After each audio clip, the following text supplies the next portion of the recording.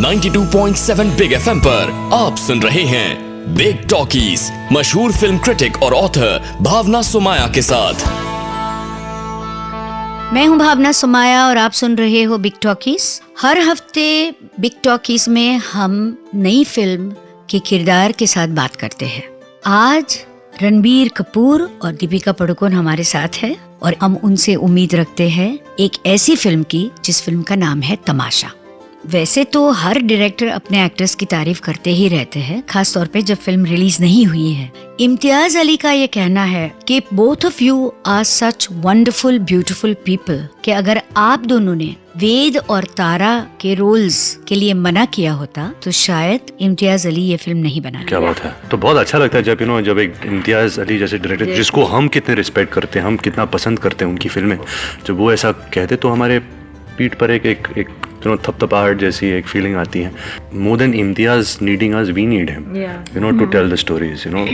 वो हमारे करियर में इंस्ट्रूमेंटल है कि हमारी ग्रोथ हो as an actor, as a star. और दीपिका, आपके लिए खास इम्तियाज ने कहा है कि आप पहले बहुत ज्यादा शर्मीली थी मगर धीरे धीरे यू आर लेस शाय। तो मैं शाय से ज़्यादा मैं रिजर्व्ड हूँ, पर अब मैंने सीखा है कि जब कैमरा रोल होता है तो कैसे उस शाइनेस को पीछे रख के कैसे मैं परफॉर्म कर सकती हूँ विदाउट एनी हेजिटेशन और विदाउट एनी शाइनेस। आप दोनों जो इम्तियाज अली को इंडिपेंडेंटली जानते हो, टुगेदर कलेक्टिवली उनके साथ फिल्म में काम कर रहे हो जिसका नाम है तमाशा। तो तमाशा की स्टोरी में ऐसी क्या खास बात थी कि आपके दिल को छू गई?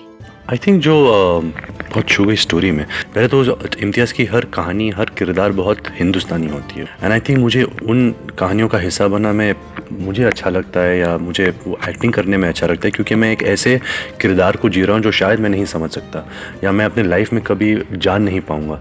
तो कैरेक्टर के ज़रिए, उसकी दुनिया के ज़रिए मैं शायद एक अलग हिंदुस्तान को पहचान सकता हूँ।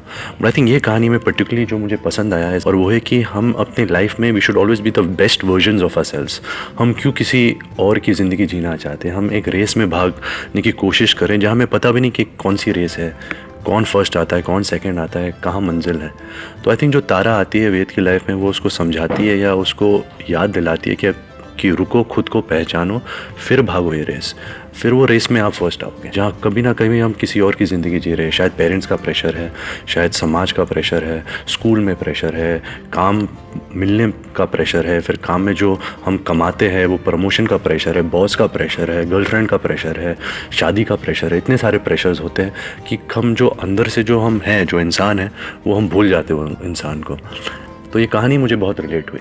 आज हमारे प्रोग्राम में भी बहुत ज्यादा तमाशा होने वाला है, क्योंकि ना मैं डिप्लोमेटिक होने वाली हूँ और ना उनको डिप्लोमेटिक होने दूंगी। पर्सनल सवाल पूछूंगी और उनको भी पर्सनल जवाब देने पड़ेंगे। पता है, आप दोनों के बारे में इंडस्ट्री को बहुत ज्यादा एक्सपेक्टेशंस है। अब आप दोनों की जोड़ी कुछ ऐसे बन गई है, हिट जोड़ी, कि आप लोगों को शाहरुख खान, काजोल ऐसे कंपेयर किया जाता है। तो आपको लगता है कि आपको इसे सीरियसली लेना चाहिए?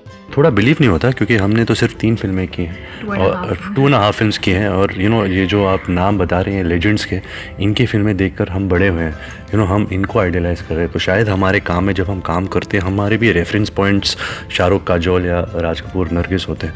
तो जब ऐसे हमें कहा जाता है तो बहुत अच्छा लगता है।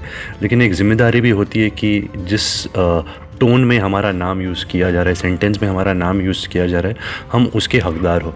तो हम और अच्छी फिल्म करना चाहेंगे, आगे जाकर बहुत काम करना है, साथ में बहुत अच्छी एक्टिंग करनी है, लोगों का मनोरंजन करना है, और तब शायद एक एहसास हो कि हाँ शायद हम वहाँ पहुँच चुके हैं।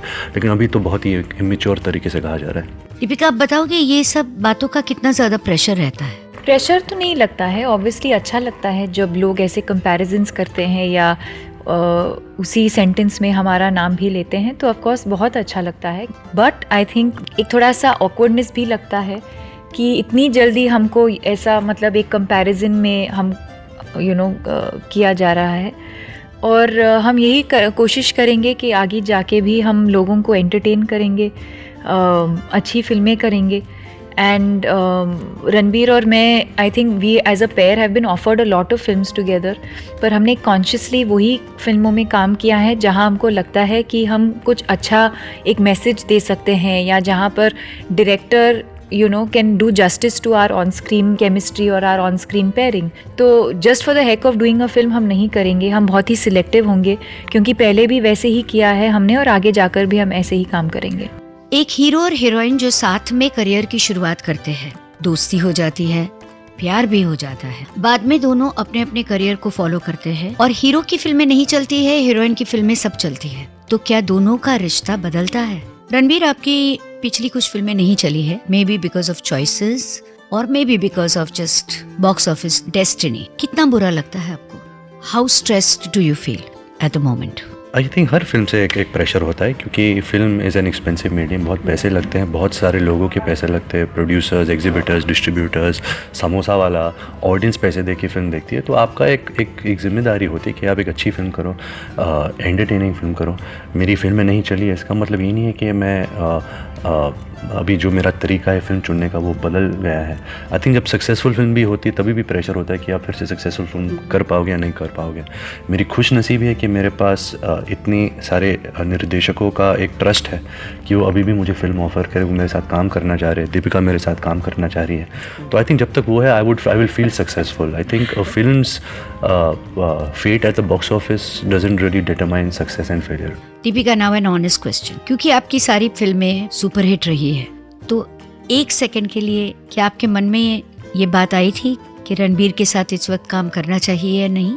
ये आई थिंक ये जो एक दो फिल्में नहीं चली, कुछ ज़्यादा ही लोग बोल रहे हैं इनके बारे में. आई थिंक इतना ग्लोरीफाइड नहीं है जितना कि हम पूछते हैं बार बार या जैसे रिपोर्ट किया जा रहा है, इतना बुरा भी नहीं है. बट आई थिंक शायद इससे एक्सपेक्टेशन इतना ज़्यादा है कि एक या दो फिल्में नहीं चली तो लोगों ने इतना मतलब उसको मैग्नीफाई करके लिखा है. पर मेरे हिसाब से और मेरे ख्याल से ये तो बहुत ही एक छोटा सा एक फ़ेज़ है जो हर किसी के ज़िंदगी में होता है और ये होना बहुत ज़रूरी है.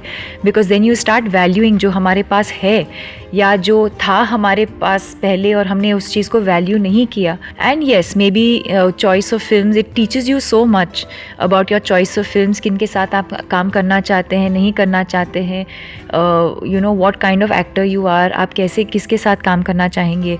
एक ऐसा सवाल जो दोनों रणबीर और दीपिका सुनने के लिए तैयार नहीं है, वो चाहते हैं कि लोग उनको ये सवाल ना पूछे और आगे बढ़े. ये कौन सा सवाल है और क्या मुझे भी उनको पूछना चाहिए या नहीं? अच्छा, मैं देख रही हूँ ज्यादातर तो आप दोनों एक दूसरे की आंखों में आंखें डालकर इशारों में बात करते हो.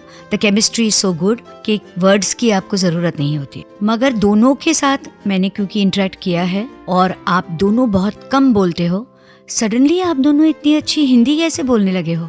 And so comfortable you seem. मैं एक्चुअली अभी जो हम इंटरव्यूज कर रहे हैं थोड़ा ट्यूशन्स बन चुका है.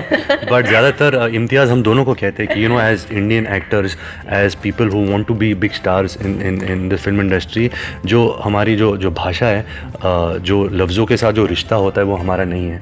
एंड आई थिंक जिस दिन हम वो बनाएंगे, जिस दिन हम और प्रैक्टिस करेंगे और आसानी से हिंदी बोलेंगे, लोगों के साथ हिंदी में इंटरेक्ट करेंगे, तभी जाकर हम दिलीप कुमार या अमिताभ बच्चन या शाहरुख खान या मधुबाला, नूतन नरगिस बन पाएंगे. मैं आपको टेलीविजन पे देखती हूँ, पेपर्स में आपके इंटरव्यूज पढ़ती हूँ. मैं याद कर रही थी कि ये जवानी है दीवानी के टाइम पे the focus was only on the two actors coming together.